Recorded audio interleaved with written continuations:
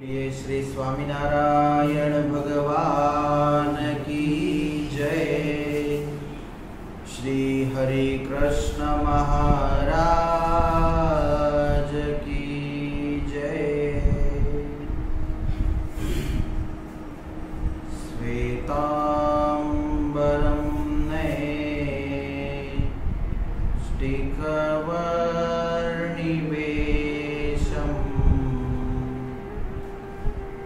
पीताम्बरं तं नटवर्यवेशम्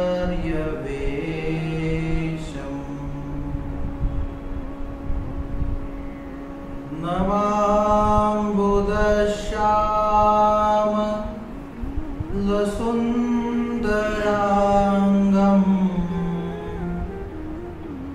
वन्दे हरिं धर्मसुतं च कृष्णम्। इष्टदेव भगवान श्री स्वामीनारायण आज दिनांक 30/5/2021 हा रविवारचा दिवस, ज्यांच्या आशीर्वादाने असे सुंदर सत्संगाचे कार्यक्रम आयोजित होत असतात, असे परमपूज्य गुरुवर्य सद्गुरु स्वामी गोविंद प्रसाद दासजी स्वामी आणि ऑनलाईन कथा श्रवण करून राहिलेले सर्व भक्तगण सर्वांना प्रेमाने जय श्री स्वामीनारायण।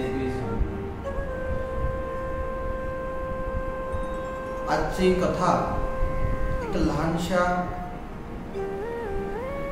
दंतकथा सारख्या कथाच्या माध्यमातून सुरू करूया। वर्षांपूर्वीची ही गोष्ट आहे आणि विदेशातली गोष्ट आहे, आपल्या भारतातली नाही। एक प्रयोग झाला होता ज्यामधून आपल्याला खूप काही शिकण्यासारखं आहे। प्रोफेसर वॉल्टर मिशेल नावाचे एक प्रोफेसर एक युनिव्हर्सिटीमध्ये काम करीत होते शिकवण्याचं। अनेक विद्यार्थी त्यांच्याकडे तयार झाले। एके दिवशी 7वी 8वीतले मुलं असतील आणि सर्व क्लासरूम मध्ये बसले आहेत आणि हे वॉल्टर मिशेल जे प्रोफेसर होते यांनी वर्गामध्ये येऊन सर्वांना एक एक छोटीशी आणि खूप गोड आणि तिथली खूप प्रसिद्ध मार्शमेलो नावाची जी चॉकलेट होती ती चॉकलेट सर्वांना दिली। जशी आज भारतामध्ये कॅडबरी डेअरी मिल्क हे लगभग मला असं वाटतं की सर्वांना आवडते जास्त, अथवा किटकॅट ह्या चॉकलेटी आहे या लोकांना जास्त आवडतात, तर हे मार्शमेलो हे विदेशामध्ये खूप प्रसिद्ध त्या टाइमाला चॉकलेट होते। आणि ह्या वॉल्टर मिशेल यांनी सर्वांना वर्गामध्ये 25-30 मुलं होते, त्या सर्वांना एक एक ती चॉकलेट दिली आणि चॉकलेट देऊन त्यांनी त्या सर्व विद्यार्थ्यांना संबोधन करून असं सांगितलं की मी 10 मिनिटासाठी जे आपले प्रिन्सिपाल आहे त्या प्रिन्सिपालच्या ऑफिसामध्ये जात आहे, मी येईपर्यंत कोणी पण चॉकलेट खायची नाही। 25 जणांकडे चॉकलेट होती। वॉल्टर मिशेल जे होते ते बाहेर गेले आणि इथे आता सर्वच चॉकलेटकडे पाहत आहे। कित्येकांच्या तोंडामध्ये पाणी आलं आणि त्यामध्ये 25-30 जणांपैकी एकाने चॉकलेट खोलली आणि खाऊन घेतली। त्यानंतर आपल्यासारखा कार्यक्रम झाला, कसा माहितीये, एक सिग्नल तोडतोय ना, मग आपल्याला काय हरकत आहे, तो तसं करतोय ना, तो लाईट चोरी करतोय ना, तो पाणी चोरी करतोय ना, मग आपणही करा, कारण की तो पण करतोय, पूर्ण देश करतोय ना, आपणही करा, पुरा देश भ्रष्टाचार करतोय, आपणही करा।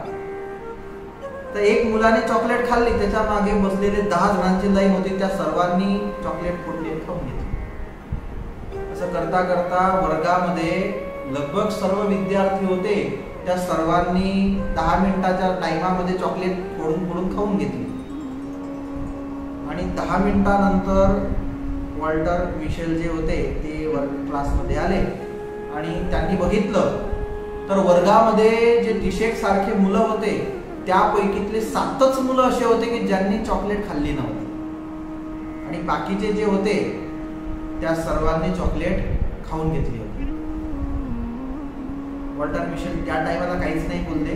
जे 7 मुलं होते की ज्यांनी चॉकलेट खाल्लेली नव्हती, जशीची तशी त्यांच्या हातामध्ये होती ती चॉकलेट, त्यांना सांगितलं तुम्ही खाऊन घ्या आणि त्या 7 जणांचे नावं त्यांनी एक डायरीमध्ये लिहून घेतली आणि ज्यांनी खाऊन घेतली त्या सर्वांचे अलग दुसऱ्या पेजवरती नावं लिहून घेतली. जेव्हा पण एक प्रयोग होतो ना त्याला वर्षानुवर्ष निघून जात असतात तेव्हा काहीतरी सिद्ध होत असतं आणि ह्या गोष्टीला अनेक वर्ष निघून गेली आणि 20-25 वर्षानंतर वॉल्टर मिशेल होते त्यांचा तो प्रयोग आणि त्यांनी एके दिवशी वाचताचे डायरीमध्ये जे नावं लिहिले होते 7 जणांचे ते त्यांच्या लक्षात आले आणि त्यांनी तपास घेण्याची सुरुवात केली की हे जे 7 जण हे काय करताय आता. आणि तपास करता करता त्यांना कळालं की हे जे 7 जण होते हे 7 जण आज जीवनामध्ये खूप सफळ झाले, उंच शिखरापर्यंत पोहोचले, त्यांच्याकडे पैसा आहे, त्यांच्याकडे संपत्ती आहे, ते आज सुखी आहे. सर्वांची माहिती त्यांना मिळाली आणि ज्यांनी चॉकलेट खाल्ली होती असे जे बाकीचे लोक होते जे 22-23 सारखे होते त्या सर्वांची माहिती घेण्याचा सुरू केलं आणि कळालं त्यांना की जे बाकीचे 22 मुलं होते क्लासरूम मध्ये ते आज लगभग सर्वसामान्य परिस्थितीमध्ये आहे, एक सामान्य जीवन जगत आहे, त्यांना आर्थिक सामाजिक काहीतरी लहान मोठा प्रॉब्लेम आहे. आणि हे सर्व निरीक्षण केल्यानंतर वॉल्टर मिशेल यांनी एक वाक्य लिहिलं की जे 10 मिनिटं पण धैर्य ठेवू शकत नाही ते जीवनामध्ये काहीच करू शकत नाही. गोष्टीचा संदर्भ तुम्हाला कळाला की जो मनुष्य फक्त 10च मिनिटं होते पण 10 मिनिटांमध्ये संपूर्ण जीवनाचं पुढचं वॉल्टर मिशेलला दिसून गेलं आणि त्यांनी लिहिलं की 10 मिनिटं पण जे धैर्य ठेवू शकत नाही, म्हणून धैर्य ठेवणं खूप गरजेचं आहे. आणि आताची सध्याची परिस्थिती अशी आहे, धैर्य खूप गरजेचं आहे. जर नाही धैर्य ठेवलं तर मी असं पाहिलं आहे जे ज्यांनी धैर्य नाही ठेवलं आणि समजून घ्या आता सध्या कोरोना चालू आहे, एकाने दुकान खोलून टाकले, किती कमवला तो 2 महिन्याला, कमवला असेल 20,000, 25,000, 40,000, पण त्याला जर संसर्गामध्ये कोरोना झाला तर शेवटी 1 लाख रुपयाचं बिल फाटलं. मग ते 40,000 त्याच्या कामाचे आहे की 1 लाख रुपये गेले ते. म्हणजे सध्याच्या काळामध्ये धैर्य ठेवणे पण गरजेचं आहे. धैर्य हा भगवंतावरती आपल्या हृदयामधला जो विश्वास आहे त्या विश्वासालाही पक्का करण्याची खूप गरज आहे. आपल्याला जो विश्वास आधी होता तसाच विश्वास या दुःखाच्या काळामध्ये पण भगवंतावरती असावा. कारण भगवान हा स्वतःच्या भक्तांच्या हमेशा रक्षणामध्ये असतो. ज्या प्रकारे आपल्याला कोणी मारायला आलं, तुम्हाला कोणी चापट मारायला जातं तर तरतच सर्वप्रथम म्हणजे तुमचे डोळे तरतच बंद होऊन जातात. ही आपली पापण असते ना, डोळ्यांचं संरक्षण करते. आपल्याला कोणी मारायला आलं तरतच सर्वप्रथम आपल्या शरीराच्या पुढे आपले हात येऊन जात असतात, कारण की शरीराचं रक्षण हे हात करत असतात. त्याचप्रमाणे आपली जे मुखामध्ये जीभ आहे त्या जीभचं रक्षण दात करीत असतात. त्याचप्रमाणे भगवंताचा भक्त असला त्या भगवंताच्या भक्तांचं रक्षण ते भगवान करीत असतात. म्हणून धैर्य कधी हारू नये.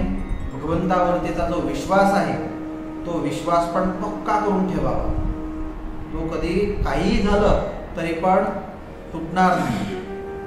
आज असाच एक भगवान स्वामीनारायणच्या भक्तांचा प्रसंग मी तुम्हाला सांगणार आहे, ज्या कथेतून आजच्या या कोरोना महामारीच्या काळामध्ये आपल्याला धैर्य प्राप्त होईल. आपल्याला भगवंतावरती विश्वास कसा ठेवावा, त्यांच्या वचनांवरती विश्वास ठेवावा, तशी शक्ती मिळेल असा आजचा हा प्रसंग आहे आणि खूप आवश्यक आहे आणि खूप महत्वाचा आजचा हा प्रसंग आहे. राजकोट जिल्ह्यामध्ये बंधिया करून गाव आहे. त्या बंधिया गावाला रामानंद स्वामी होते, भगवान स्वामीनारायण यांचे गुरु. त्यांनी तिथे सत्संग करवला आणि रामानंद स्वामी यांचे पण अनेक शिष्य होते. त्या रामानंद स्वामीच्या शिष्यांमध्ये हे जे डोसाबाई होते, बंधिया गावाला मुख्य सत्संगी होते. भगवान स्वामीनारायण गादीवरती आले. आता ते डोसाबाई होते. आता हे नाव जुन्या जमान्याचं आहे. जसं की आपल्याकडे नाव हे जर तुम्ही 100 वर्षापूर्वीचे अथवा 50 वर्षापूर्वीचे पण पहा तर खूप अलग होते. जसं की यमुनाबाई, गोदावरीबाई हे सर्व नाव आपल्याकडे होते. सर्व नद्यांचे नाव होते, पण घरामध्ये नळ नव्हते, पाणी नव्हते, असे नाव. नंतर लोकांचे नाव पहा तर दगडू भाऊ, उखरडू भाऊ असे नाव होते. म्हणजे मला तर असं कधी कधी वाटतं की मुलगा झाला, रस्त्याने जात असताना जे वस्तू दिसली ते नाव ठेवून देत असतील की काय. तर हे नाव असे होते. गुजरातमध्ये पण तसे नाव होते, जुने नाव. जसे की डोसाबाई आहे, हे एकदम जुनं नाव आहे. आजच्या युगामध्ये असे कोणी नाव ठेवत नाही. त्यानंतर डायाबाई एक नाव आहे. डाया म्हणजे हुशियार, आपण म्हणतो शहाणा. डाया असं शहाणा म्हणजे एक नाव आहे, जुनं नाव आहे. त्यानंतर गांडाबाई पण नाव असतं. गांडा म्हणजे वेळा. पण हे एक पद्धती होती त्यांची अशी नावं ठेवण्याची. तर हे जे डोसाबाई होते, रामानंद स्वामींचे शिष्य होते. भगवान स्वामीनारायण गादीवरती आल्यानंतर भगवान स्वामीनारायणचं भजन करू लागले. विश्वास झाला की हेच स्वयं भगवान आहे आणि माझं दुःख हरणारे पण हे आहे आणि मला सुख देणारे पण हेच भगवान स्वामीनारायण आहे. भगवान स्वामीनारायण सत्संग विचरण करीत करीत एक वेळा या बंधिया गावाला आले आणि तिथे मुळूभाऊ नावाचे एक सत्संगी होते. त्यांच्या इथे भगवान स्वामीनारायण थांबले. आता त्यांच्या मेढीवरती थांबले होते, म्हणजे लाकडाचं घर आणि दुसऱ्या माळावरती भगवान स्वामीनारायणांनी निवास केला होता. आणि सर्व गावातील हरिभक्त होते. आजूबाजूच्या गावातून हरिभक्त सर्व भगवंताला भेटण्यासाठी येत होते, दर्शन करण्यासाठी येत होते. कोणी काही वस्तू सामग्री घेऊन येत होतं. कोणी नवीन सत्संगी झाला असला तर माळ घालण्यासाठी भगवानकडे येत होता. आता हे डोसाबाई होते, सत्संगी होते, जुने होते. ते भगवान स्वामीनारायणचं दर्शन करण्यासाठी आले. भगवंताचं दर्शन घेतलं आणि बसले. आणि गोष्ट मध्ये भगवान स्वामीनारायण म्हणाले की डोसाबाई, तुम्ही गुरूंची आज्ञा पाळली नव्हती. जो गुरूंची आज्ञा पाळत नाही, जो आई वडिलांची आज्ञा पाळत नाही, त्याच्यासारखा दुनियामध्ये एक पण पापी नाही. कारण आपली संस्कृतीच आहे. आपली संस्कृती काय आहे? मातृदेवो भव, पितृदेवो भव, आचार्य देवो भव आणि अतिथी देवो भव. हे 4 स्तंभांवरतीच आपली संस्कृती आहे. आणि रामानंद स्वामींची आज्ञा तुम्ही पाळली नाही. ते डोसाबाई म्हणतात की कोणती आज्ञा पाळली नाही मला काही लक्षात नाही. कारण की काम एवढे असतात की आपण किती वेळी असं जीवनामध्ये बनून येत असतं की अमुक ज्या गोष्टी असतात त्या आपण खूप विसरण्याचा प्रयत्न करतो, पण ते आपण जीवनात कधी विसरू शकत नाही. आणि अमुक गोष्टी असतात की ज्या याद ठेवण्याचा प्रयत्न करतो, पण त्या कधी जीवनात याद राहत नाही. त्याचप्रमाणे चांगल्या गोष्टी आहेत त्या आपण कित्येक वेळी यादच राहत नाही आणि वाईट गोष्टी वर्षानुवर्ष याद राहत असतात.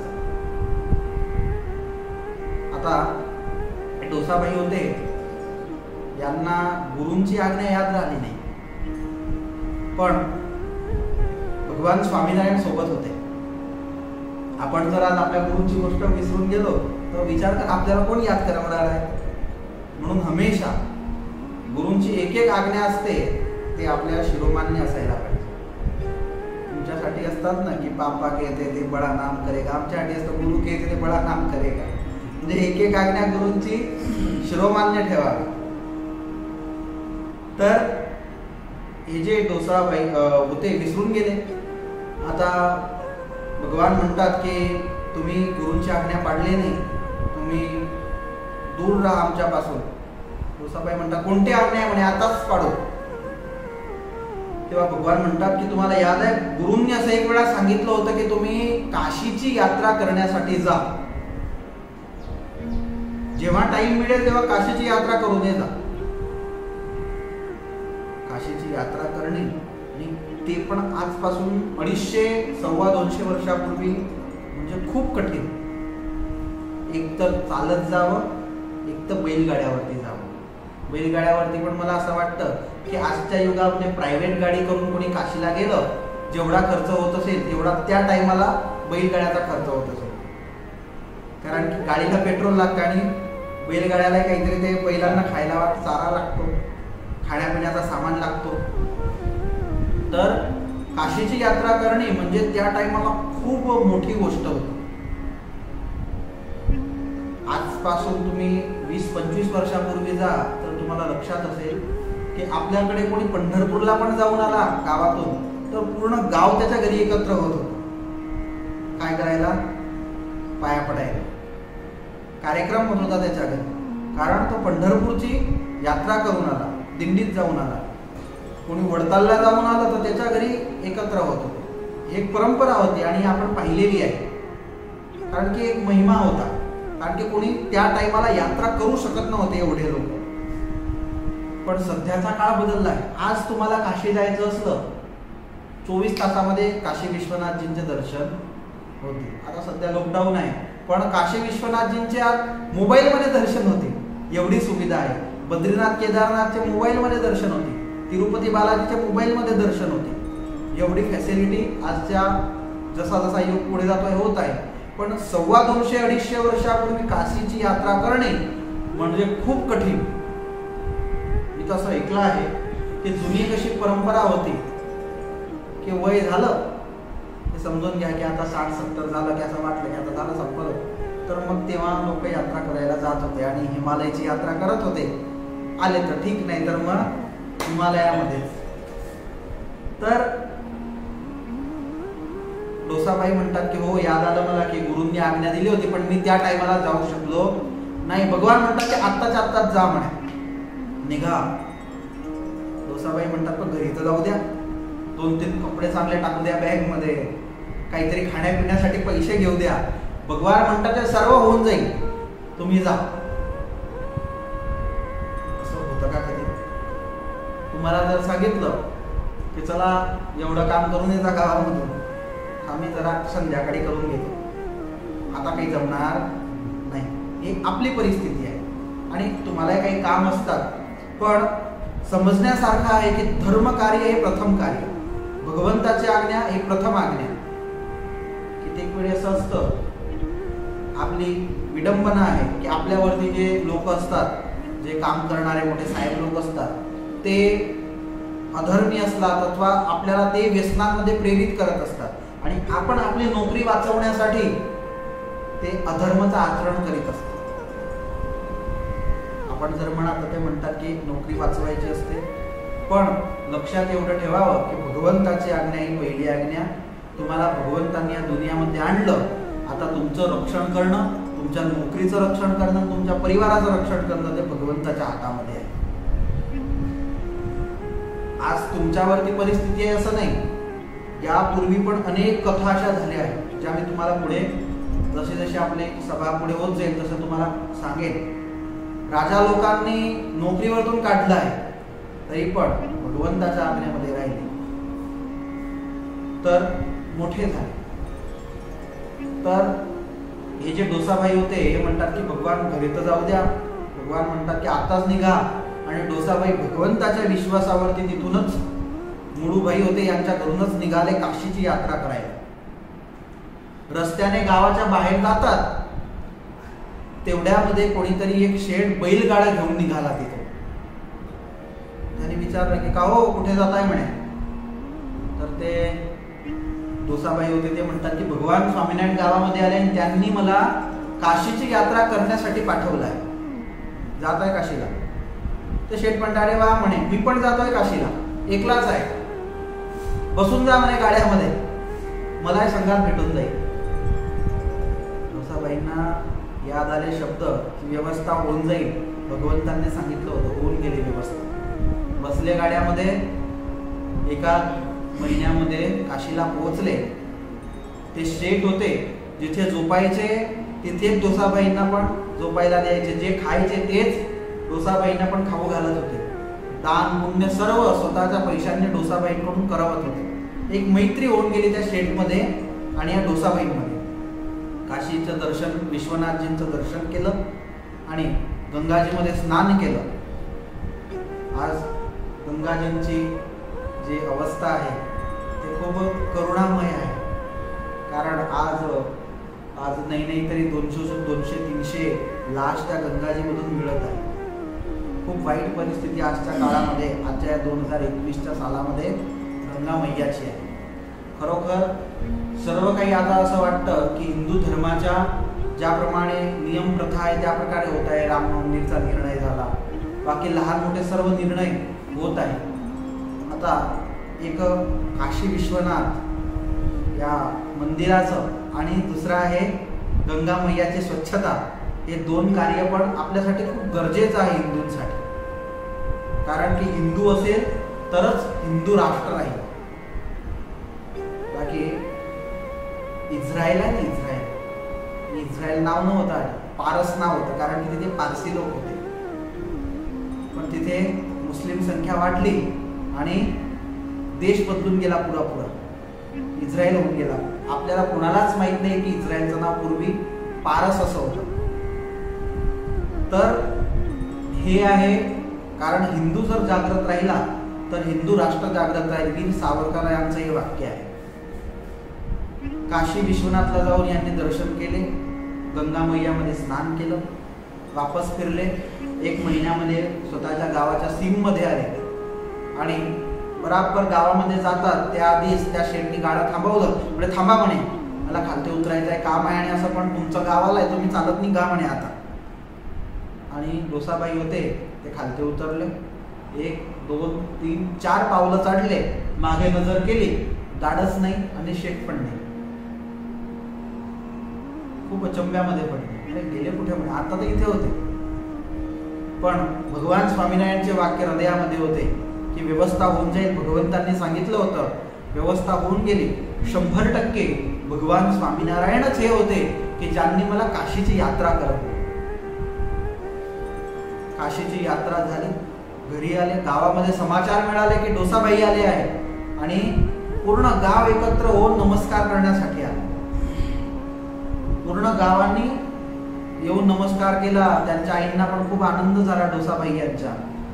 आणि नंतर सर्व गेल्यानंतर डोसाबाईंना त्यांच्या आईंनी सांगितलं की भगवान स्वामीनारायण यांनी तुझ्यावरती खूप कृपा केली. डोसाबाई म्हणतात हो म्हणे, माझ्याने काशीची यात्रा झाली, काही पैसे लागले नाही, एक शेठ मिळाले आणि तेच भगवान स्वामीनारायण होते, त्यांच्या कारणानेच काशीची यात्रा झाली. त्यांच्या आई म्हणतात एवढंच नाही, भगवंतांनी तुझी रक्षा पण केली. डोसाबाई अचंब्यामध्ये पडले, रक्षा कशा प्रकारे? तर म्हणे तू गेला त्या दिवशी रात्रीला आपल्या घरी चोर लोक आले होते, ज्यांनी आपल्या घरामध्ये चोरी केली आणि फक्त चोरी करण्यासाठीच नाही, ते तुला मारण्यासाठी पण आले होते. त्यांनी नक्की केलं होतं की डोसाबाईंना आज मारून टाकायचं आणि सर्व घेऊन जायचं. रात्रीला ते लोक आले आणि तुला शोधत होते, पण तू मिळाला नाही म्हणून ते निघून गेले. बाकी त्या दिवशी तुला ते काहीतरी वेळ वृत्ती असेल, दुश्मनावट असेल पूर्वीची, ते पूर्ण करून तुला मारून टाकणार होते. पण भगवान स्वामीनारायण यांनी तुझी रक्षा केली. डोसाबाईंना खूप आनंद झाला की भगवंतांनी फक्त काशीची यात्रा नाही करवली, पण माझ्या प्राणांची रक्षा पण केली. आणि जो विश्वास होता तो अजून मजबूत झाला. एवढा मजबूत झाला की मग आता कोणत्या पण परीक्षेमध्ये पास होण्यासाठी तयार होऊन गेला. कारण भगवान एक वेळा असं पाहण्यात येतं की ज्या टायमाला मनुष्याला दुःख असतं त्या टायमाला त्याला भगवान याद येत असतात, अथवा तो भगवंताला म्हणत असतो की तू दुःख दूर कर, आम्ही एवढं करू तेवढं करू. पण जेव्हा सुख असतं तेव्हा त्याला असं वाटतं की हे सुख हे मी केलेल्या परिश्रमामुळे, पुरुषार्थामुळे मला मिळालं आहे असं समजतो, म्हणून मग ते येत राहतं. पण धैर्य जर ठेवलं, कोणासारखं, डोसाभाईंसारखं, भगवंताची आज्ञा आहे जावं लागेल. बाकी ते काही जसे तसे नव्हते, मोठे वणिक शेठ होते. तर एक दिवशी ते गुळाचा धंदा करायचे, गुळ बनवायचे. आता त्या गावामध्ये एक पाटील होते जे गुळ घेऊन एक गावाला गेले आणि तिथे गुळ विकण्यासाठी ते फिरत होते. तेवढ्यामध्ये त्या गावामध्ये भगवान स्वामीनारायण आले होते. आता ते गुळ विकण्यासाठी आले म्हणजे भगवंतांनी विचारलं त्या पाटीलला, का हो कुठले आहे म्हणे. तेव्हा ते पाटील म्हणतात, आम्ही तर बंधिया गावाचे. भगवान म्हणतात, अरे बंधिया गाव, बंधिया गावाला तर आमचे प्रिय भक्त डोसाभाई राहतात म्हणे. कशा आहे म्हणे, मजेत आहे ते. भगवान स्वामीनारायण पण बोलके असतील. आणि भगवान स्वामीने विचारलं म्हणजे पाटील म्हणतात की मजेत तर आहे म्हणे, आमचं भजन तर करताय ना. पाटील म्हणतात, भजन करताय, पण तुम्हाला एक सांगू, हा तुमचा भगत आहे म्हणे, पण जर असं पाहायला जा तर आम्ही लोक संसारी आहोत. आम्ही सर्व बाकीचे तुमचे जे भक्त नाही आहेत ते, आम्ही गड्यापर्यंत संसारामध्ये बुडलो आहे, पण तुमचे जे डोसाभाई आहे ना ते शेंडीपर्यंत संसारामध्ये बुडले आहे. म्हणजे आम्हाला तरी टाइम भेटतो, पण तुमचे डोसाभाई आहे एवढे काम धंद्यांमध्ये, बिझनेसमध्ये लागले आहे की त्यांना तर टाइमच नाही आहे तुम्हाला याद करतो. भगवान म्हणतात तसं नाही आहे, ते तर आमची आज्ञा आहे म्हणून ते संसारामध्ये राहिले आहे. पाटील म्हणतात, लावायची का मग शर्यत, लावता का म्हणे पैन. आपले होते ना ते लेवा पाटील, लावता का म्हणे पैन. आपल्याला सर्वात जास्त काय असतं, बसले बसले एकच, लावतो का पैन, याच्यामध्ये आपण जास्त राहिलो, लावा म्हणे. भगवान म्हणतात की बघा, आज आम्ही डोसाबाईंना संदेश पाठवतो की तुम्ही इथे या, आम्ही त्यांना संत दीक्षा देतो. तुम्ही म्हणता ना की संसारामध्ये शेंडीपर्यंत पुढले आहे, त्याला आम्ही ते संत दीक्षा देण्यासाठी हे करतो. जर ते होकार दिला त्यांनी, ते बनले, तर मग तुम्ही आमचे सत्संगी व्हा. पाटील म्हणतात नक्की चला. या बाजूला भगवंतांनी संदेश पाठवला डोसाभाई यांना की ताबडतोब तुम्हाला इथे येऊन जायचं आहे आणि तुम्हाला संत व्हायचं आहे. इथे आले बंदिया गावाला संदेश वाहक. आता त्या टाइमाला जे डोसाभाई होते ते गुळ विकत होते एक व्यापाऱ्याला, आणि बराबर मोजणी चालू होती. त्या टाइमाला संदेश वाहक आला की तुम्हाला भगवान स्वामीनारायण आताच बोलवत आहे, तुम्हाला संत दीक्षा घ्यायची आहे. डोसाबाईंना एवढा आनंद झाला, धावत आले. भगवान स्वामीनारायण होते तिथे. भगवंताला म्हणतात की आज माझे असे खूप मोठे पुण्य एकत्रित झाले असतील की तुमच्या हातून मला भागवती दीक्षा प्राप्त होणार आहे, कारण की जशा तशांना मिळत नाही. खूप आनंद झाला डोसाबाईंना. आणि भगवंताच्या मनामध्ये तर होतच, भगवंतांनी काय केलं होतं, भगवंतांनी ते पाटील बसले होते त्यांना इशारा केला, बघा म्हणे आहे की नाही. पण आता म्हणे तुम्ही पैन हारले म्हणे, आता तुम्ही एक काम करा, तुम्ही आमचे सत्संगी होऊन जा, माळ घाला म्हणे. तो उभा होऊन पडून गेला तिथे, पण सत्संगी झाला नाही. पण हे डोसाबाई होते, यांना भगवंतांनी संत दीक्षा दिली होती आणि संत बनवले होते. तर असे हे विश्वासू भगवान स्वामीनारायणचे भक्त होते की ज्यांनी संपूर्ण भगवंतासाठी अर्पण केलं, तसा विश्वास ठेवला आणि त्यांच्या कथा ग्रंथांमध्ये लिहिण्यात आल्या आणि त्या पण संतांनी लिहिल्या. ही खूप मोठी गोष्ट आहे. असा विश्वास त्यांच्यामध्ये होता, जेणेकरून आज आपण त्यांच्या कथा ऐकतो आणि त्यामधून प्रेरणा ग्रहण करत असतो. डोसाबाई यांच्या जीवनातून अनेक आपल्याला प्रेरणा मिळतात. एक आपल्याला अशी प्रेरणा मिळते की मनुष्यांनी सुखी व्हायचं असलं पृथ्वीवरती पण आणि हा देह सुटल्यानंतर पण, तर भगवान स्वामीनारायण यांच्या आज्ञेचं पालन करावं. भगवंताची आज्ञा कोणती? तर शिक्षापत्री ग्रंथामध्ये ज्या आज्ञा दिल्या आहेत त्याच भगवंताच्या आज्ञा आहेत. आणि दुसरं आपल्याला या कथांमधून असं शिकण्यास मिळतं की विश्वास भगवंतावरती ठेवावा. विश्वास जर भगवंतावरती ठेवला तर काशीपर्यंतची यात्रा भगवंताची जिम्मेदारी असते आपल्याला करून आणण्याची. म्हणून विश्वास भगवंतावरती असावा. या दोन प्रेरणा आपल्याला या कथेतून प्राप्त होत असतात. आणि तुमच्या जीवनामध्ये पण भगवान स्वामीनारायणविषयी विश्वास कायमने कायम वाढत राहू अशी वडतालवासी लक्ष्मीनारायण देव हरिकृष्ण महाराज यांच्या चरणी प्रार्थना. जय श्री स्वामीनारायण.